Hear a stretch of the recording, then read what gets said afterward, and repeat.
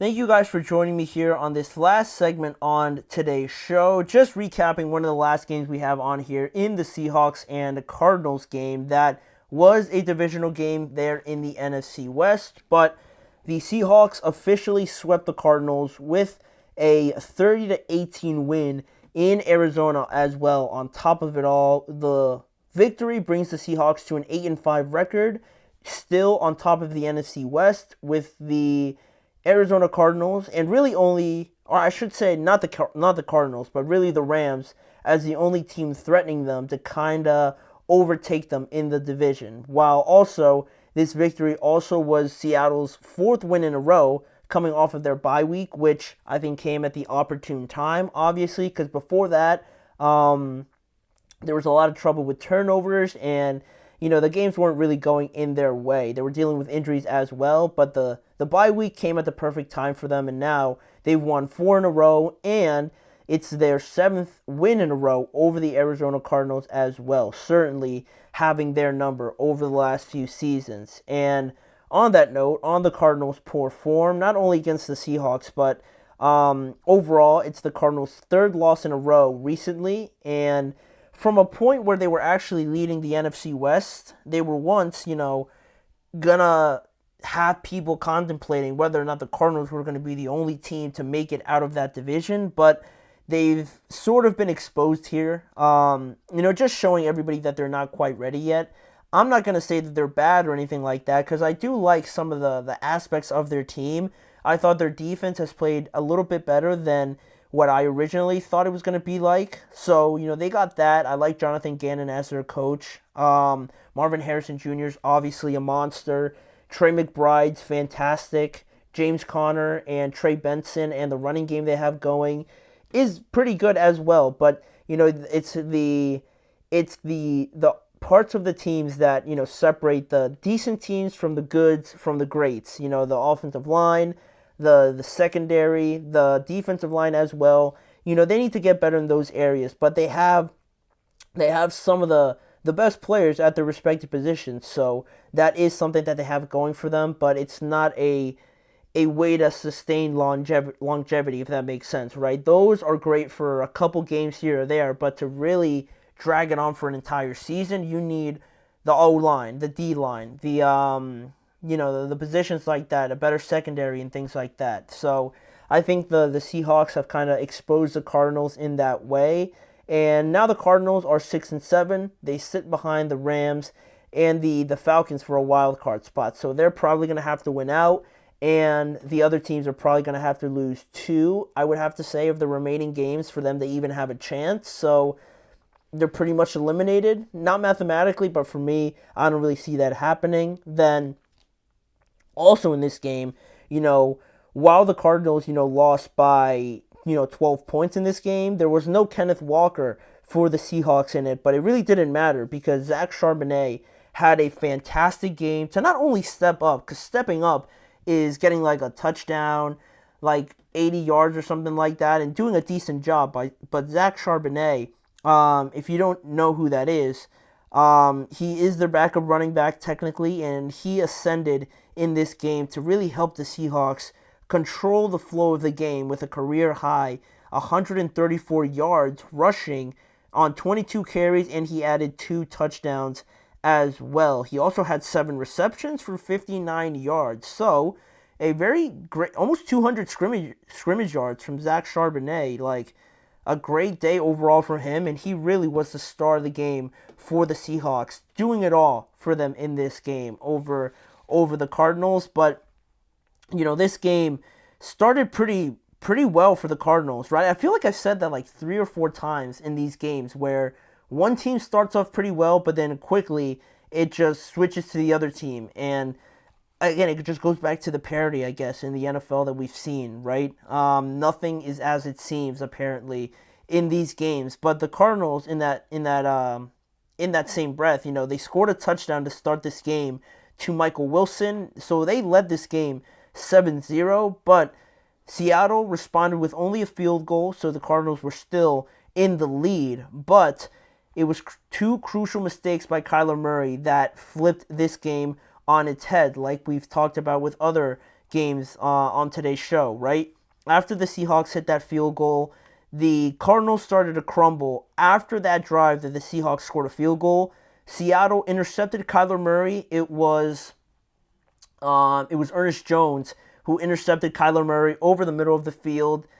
A tight throw that I'm just assuming Kyler thought he was going to make, but Ernest Jones was sitting right there, and he plucked it out of the air. They were already in opposing territory, so that interception led to a touchdown, and now the Cardinals are losing 7-10. Bad moment, bad sequence of things, but it's only a 3-point game, right? Then Kyler Murray gets flushed out of the pocket. He tries to make a throw over a defender to, I believe it was Michael Wilson down the field, but the throw was very short, going to his left. It just was never going to reach Michael Wilson, and Kobe Bryant intercepted Kyler Murray on the following drive after he threw the first interception. Then the Seahawks scored. The Cardinals came back on the field, and Kyler threw another interception to Kobe Bryant. And, of course, from that point, then the Seahawks took that, and Charbonnet scored one of his touchdowns and put the team up 7-17. So, a nightmare sequence. Two back-to-back interceptions for the Cardinals, and the Seahawks take advantage of it with two touchdowns. But still, it's only the first half, not the complete end of it, right? The Arizona Cardinals get a field goal, so they chip into that lead a little bit. But Zach Charbonnet really already put the nail in the coffin with a 51-yard touchdown, and now it's 10-24, and it's still only the first half, and it's 10-24. And that was pretty much it, because Seattle only added two more field goals after that to get to 30 points, and Arizona really couldn't do much outside of getting close into certain situations, but they only added one more touchdown and converted on a 2-point conversion, but it pretty much stayed where the score was. The final score was 30-18, but a pretty dominating performance by the Seahawks overall. And the main thing that jumps out at you, not just Zach Charbonnet, but the fact that Seattle's run game, you'd like to think, is starting to take better, a better approach to how they dominate games, or how much they're involved in these games, because Seattle really controlled the pace of Sunday's game a lot, and it was a performance like Zach Charbonnet's that really helped them do that. Because I'm not saying that the running game needs to have 120 yards each game, but having a consistency about it, right? 20 plus carries for maybe one guy, and then another guy gives you like 15 or something like that. You have two good running backs with Charbonnet and Kenneth Walker, right, when he's healthy, to be able to do that. And I think all the good teams are doing it, right? You look at the Lions, obviously, the Packers to some extent with Eric Wilson going in there. The Steelers do it. The Bills have like three guys that run the ball for them. The Ravens try to do it a little bit with Justice Hill being included in there. The Chiefs have Pacheco and now Kareem Hunt back. All the greatest teams try to do it now with a couple running backs. And I think the Seahawks have an opportunity to build on that now at the most important part of the year. And they control the time of possession. And when you do that, the other team, especially with the Cardinals throwing two interceptions, you feel like you have to get back into the game, right? You already messed up twice and it led to touchdowns. You feel like the possessions you do have now are so precious that you have to execute, right? You have to get back into the game. And in, contention to that, it makes you a lot more antsy. It makes you a lot more frantic because you feel like you have to get back into the game with all the limited possessions you might have. So yeah, the decision making is not quite there, and the pace of it all is all over the place, really. So that's what happens when you control the pace of the game, especially some more props to the Seahawks defense, because when you're running the ball like they did on Sunday, and then the defense is playing very well to get turnovers and also to get pressure on Kyler Murray, you get games like this, right, where you get a pretty dominant performance, and a lot of that credit should go to their young head coach, Mike Macdonald, coming over from the Baltimore Ravens, and the great job that he did in their defense to come over, and I think now he's the youngest head coach in the NFL.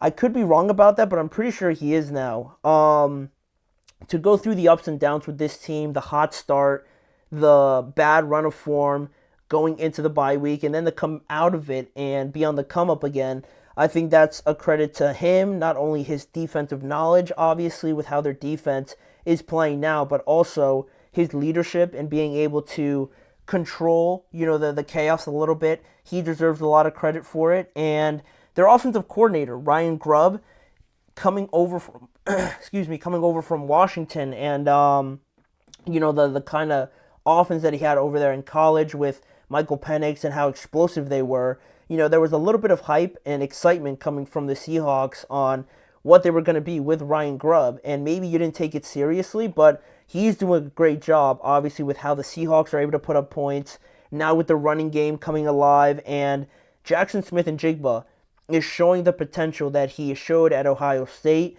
Maybe the first year wasn't great for him, but now he's becoming the go-to guy, it seems like, for Geno Smith, because he has the route running, he has the speed, he can do it all basically as a receiver. Not that DK can't, but I feel like you can move JSN all over the place, where maybe DK is just limited to the outsides. But I think Ryan Grubb's done a great job with him, and just overall, it makes it more exciting looking forward to this matchup with the Rams, because to me the Rams are the only team that's really going to push them at this point. The 49ers still have a losing record, so I don't really think it's going to be them. The Cardinals are already out of it, so to me it's really going to just come down to the Rams. And the Rams just had a massive win over the Buffalo Bills, so they're feeling good. And they don't play each other until the last game of the season. So if they continue to do their own thing, it could come down literally to the last game of the season to determine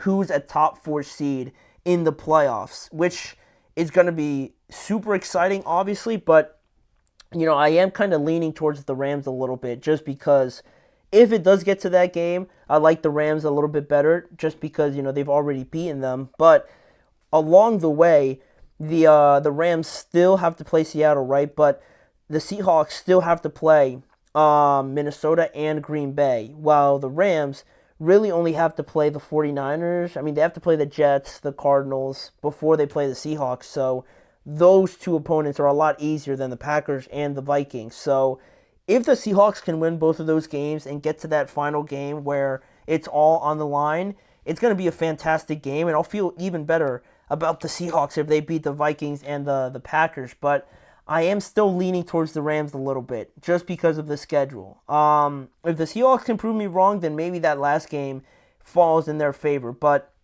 overall, it was a great game and a great run of form by the Seahawks over the last couple games. But with that in mind, we will finish up today's show with that topic. I want to thank you guys for joining me on today's episode, and please remember to like, follow, and subscribe to the Chip Shot Football Podcast on YouTube and really everywhere on all forms of social media.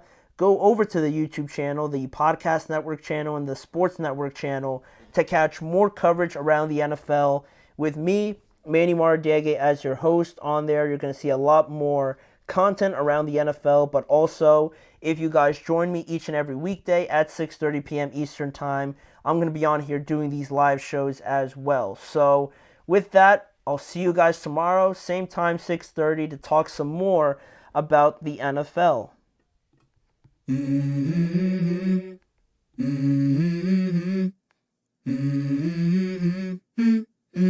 Let's go. I wake up to a little bit of drool on my pillow, feel like it's gonna be a bad day. Yeah, I'm tired of shit, and the coffee ain't hit yet, damn, ain't that great. I don't wanna go to